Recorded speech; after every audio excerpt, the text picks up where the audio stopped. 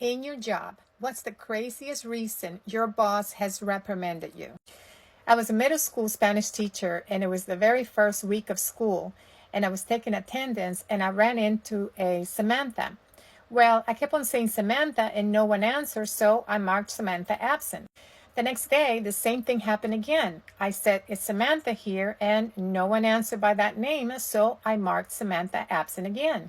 The following morning, the principal calls me into the office and he says, "You've been very insensitive to this student. You marked her absent twice, and she says that you called her by her former name, Samantha." And I was very confused because Samantha, in the picture that showed in my attendance, she had long blonde hair. And so apparently now she wants to be referred as a he, and her new name is Theo.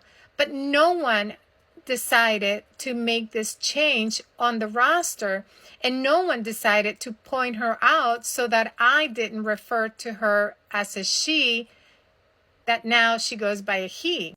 I ended up with a warning on my record, and a warning is kind of bad because on paper, if I go to a different school, it only shows that I broke policy, that somehow I broke school policy. It doesn't really say the entire story of what happened, and it really bothered me. One, the administration failed to pull me aside and say, "Okay, do you see that student over there?